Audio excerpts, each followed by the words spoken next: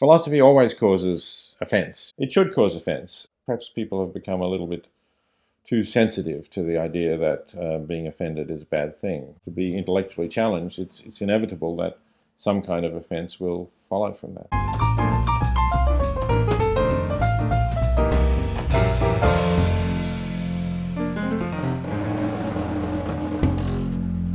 It's probably fair to say that you've done more good than many other philosophers or people in general will ever do. But despite this, many people have depicted you as evil and have compared your views to those defended by Nazis, and people have protested to stop you from lecturing. How has this affected you? Does it sometimes keep you awake at night, or does it make you angry?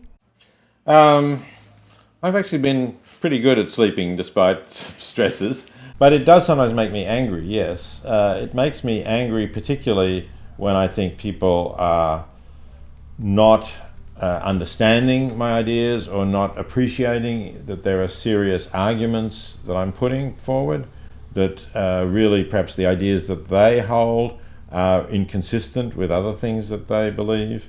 And so I think that if only I could really sit down and talk to these people, if they were prepared to do that, and get them to see the problems with the views that they're defending, then they would realize that there are serious questions here and they're not going to go away because they stop me speaking. So it's frustrating if they prevent me speaking and I can't raise those questions, and it does occasionally make me angry. But it certainly doesn't in any way persuade me that I should not be saying the sorts of things that I'm saying, because the only thing that would persuade me to do that would be arguments that I'm wrong, that I've made some mistake somewhere, and that what I'm trying to get across would not in fact be something that would lead to better consequences in the long run. Sometimes defending a very controversial position may not actually have the best outcome. So, for example, because it may result in people no longer giving credence to one's views, including the less controversial ones. And one would then no longer be in a position to influence people's views for the better.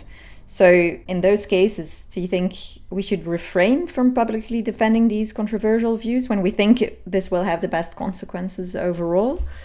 It's possible that we should refrain under particular circumstances like that. But in my experience, actually, that's not happened. And to some extent, the reverse has happened. So, if I think about the views I put forward about the treatment of severely disabled infants, which is probably the most controversial things that I've said and the ones that led to the most opposition to my speaking in Germany and a couple of other countries, maybe if in advance I'd known that they would have this kind of reaction, and I might have worried about, well, what impact will that have on other things that I do think are more important problems, like my views about global poverty and what we ought to do to help people in extreme poverty, or my views about animal suffering and what we ought to do to stop that, then I might not have published those views about infants, which is, after all, a much smaller problem, a relatively small number of people in such severe circumstances. But, I have to say, I didn't realize at the time that it would have that reaction, and that may seem strange, but Practical Ethics was published in 1979, and it took 10 years before anybody actually protested to the point of trying to deny me a platform to speak from. So looking at it from where it was, it's actually would have been pretty hard to anticipate. But the other thing is that in the long run, I don't think it's had a negative effect on my other views. Just the contrary. And one bit of evidence for that is if you look at the sales of the German edition, the German translation of Practical Ethics. So it was published in 1984, 5 years before the first protest. And sales were very small. If you look at the sales for those 5 years, it wasn't well known at all. It didn't sell well. Then the protests occurred in 1989. It started to get into all the German newspapers. I did German television about it. And the sales just zoom upwards, as you would expect, of course. And they've actually stayed at a significantly higher level ever since than they were for those first 5 years.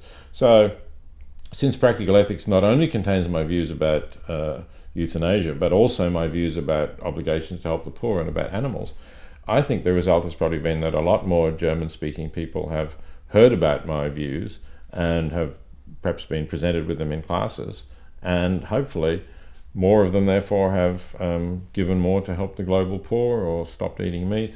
So, it's hard to predict exactly what will and what will not have good consequences. So would it make sense to defend the most controversial positions only in the philosophical literature, where it's easier to provide detailed arguments, something that is more difficult to do in media outlets? If you'd asked me that question 20 years ago, I would have said yes. Sometimes that would make sense. But the world has changed now, and I think things that are published in the philosophical journals now start to get out much more often through social media, quite often. For example, take the article that Francesca Minerva and Alberto Giuliani published about infanticide for disabled infants. So that was published in an academic journal, but it rapidly got into the social media. It was circulated through the internet to all sorts of conservative Christian websites and so they started getting very viciously attacked. So I think it's arguable that it's no longer possible really to ensure that things published in the purely academic journals stay in purely academic journals. That's true, but at least there's a paper with a detailed argument that you can refer to, whereas in the media there's usually simply no space to explain an argument in detail. And perhaps this makes it more risky to defend very controversial ideas in the media. It just creates greater opportunities for misunderstandings. Yeah, that's possible.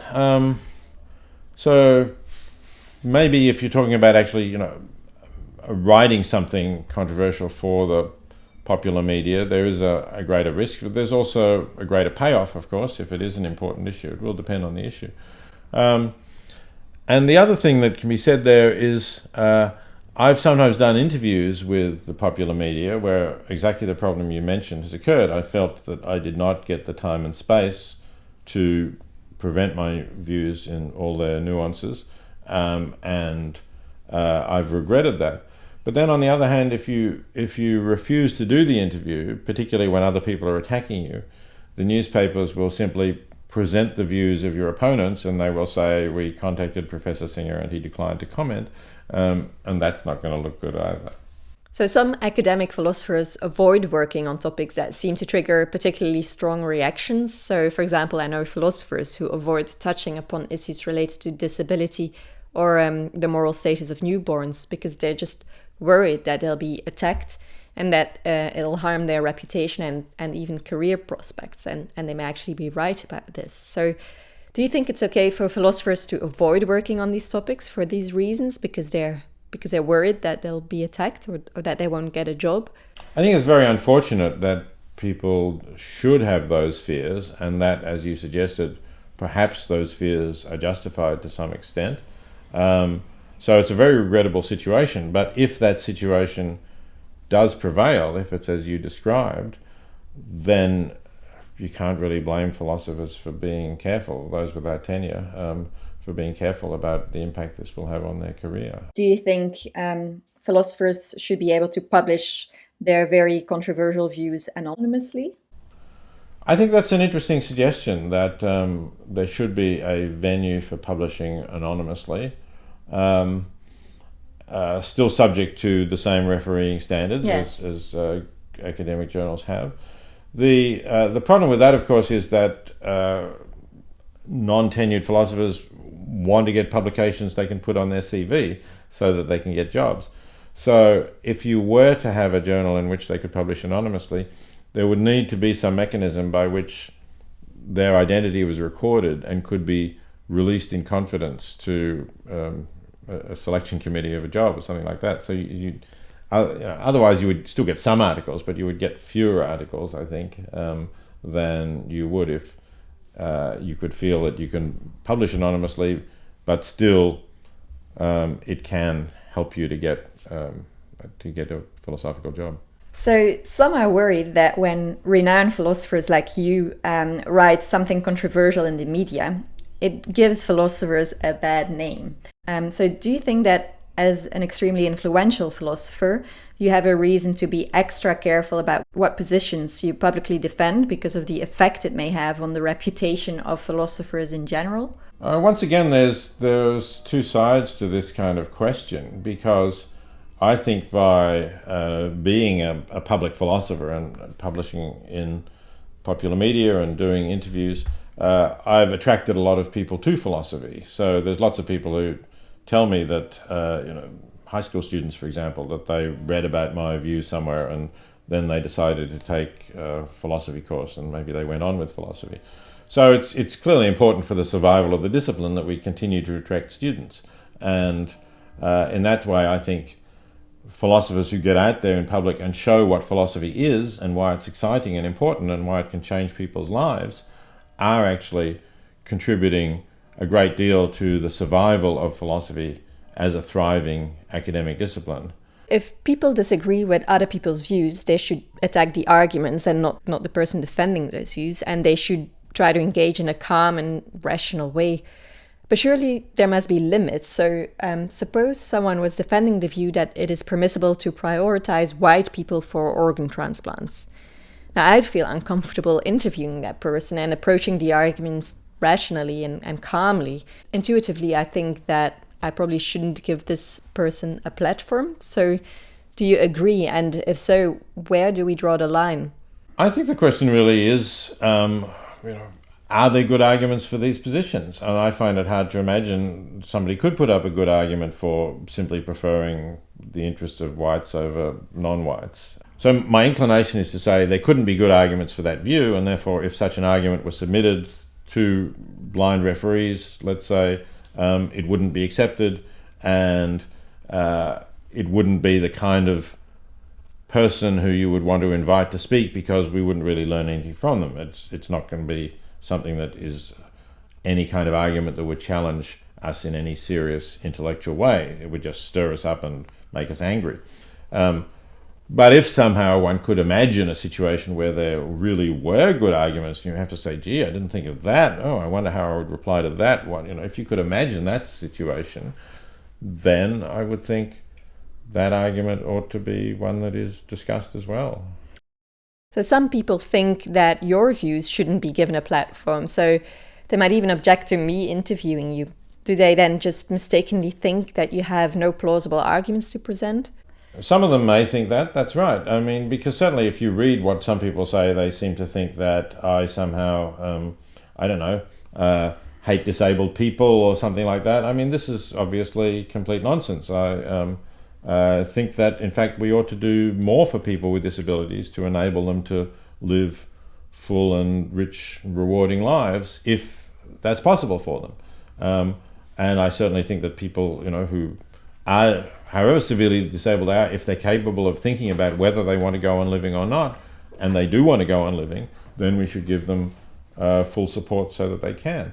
But these people think that my views somehow are based on some hostility to people with disability, where they're not. And they don't understand the conditions and the restrictions on my view, and that they're related to people who are not capable of understanding that they could choose whether to go on living or not, which makes a difference, obviously, because then somebody else is effectively deciding whether their life continues or not either way.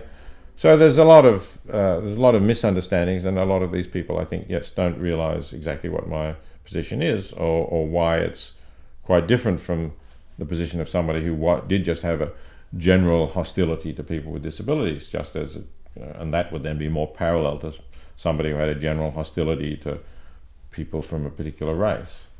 Some people probably agree that you present arguments, but they just find them so obviously wrong and so offensive that they think we should just not engage with them.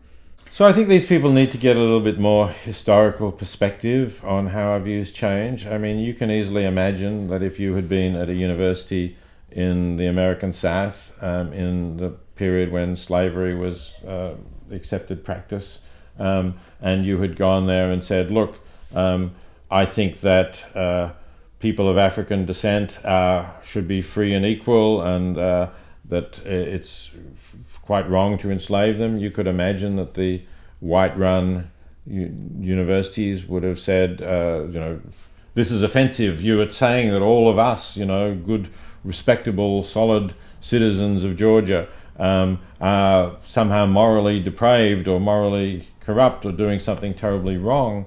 And that's offensive to us, so we're not going to let you come here and offend the good, solid, white citizens of Georgia.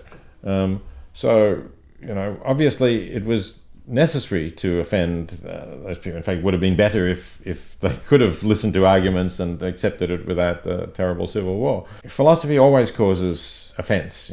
Go right back to Socrates for that matter, and offending the Athenians, and it should cause offence. And perhaps people have become a little bit too sensitive to the idea that being offended is a bad thing, when it's really sometimes necessary to be intellectually challenged. It's inevitable that some kind of offence will follow from that. So your recent article in the New York Times on the Stubblefield case has offended many people, so including many philosophers who have openly distanced themselves from your views, especially on social media. So what's your reaction to this? So there were a lot of reactions actually in the Times. I mean, the Times printed hundreds of comments, and if you look through them, there were many supportive reactions as well as quite a number of hostile reactions. I didn't actually count them up to see how they balanced, but I wasn't too unhappy with that. What I was actually more surprised and even shocked by was some of the social media from philosophers that came out about the article. Because I assume that philosophers might well object to what Jeff and I were arguing, but I would expect them to put up arguments against it. And if you looked at the social media, very often this was just a strongly emotional, negative reaction. And in a way, on Facebook pages, people were sort of reinforcing that and saying, oh yes, isn't it terrible? But they weren't saying, so where does the argument go wrong? So what aspect of it is wrong? And looking at the article in the way that philosophers should critically examine work by other philosophers. So I wondered whether this is actually in some way a new trend that is developing, either because of the greater use of social media or something like that, or part of the general more polarized political climate in the post-Trump, post-Brexit sort of era, that people are being more emotional, and that this is applying to philosophers as well. But if so, I find that a very disturbing trend, and I hope that philosophy will return to the idea of saying, when we don't agree with views that philosophers put forward, we argue against them. We don't just pour our emotions out onto the page and think that somehow that's enough to dispose of the position. Do you have any advice for young philosophers whose arguments lead them to very controversial conclusions? I think if young philosophers develop arguments that lead to very controversial conclusions, that's a reason for going back over the arguments and for being careful to examine them more critically, maybe test them with some other good philosophers who you respect and say, do you think there's anything wrong with this argument?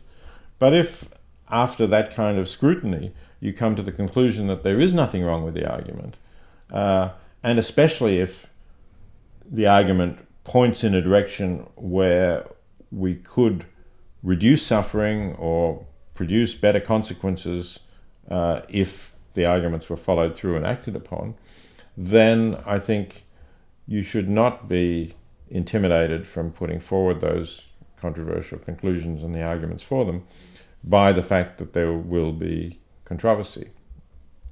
As I was saying before, I could understand why, if you don't have a tenured position, you might be cautious about putting them forward. But I think that if you possibly can put them forward, if you're prepared to take that risk, that's a brave thing to do. And I would hope that selection committees at universities would recognize that and would in fact reward philosophers who have something interesting to say, something new to say, even if it's controversial, rather than simply being cautious and saying we don't want to have anybody who's going to upset anybody. That, if philosophy departments and other bioethics centers and other people selecting people for those positions start saying we don't want to upset anybody, then you'd have to say, well, what are you there for? What's the point of the subject if you're just going to be reinforcing the conventional views?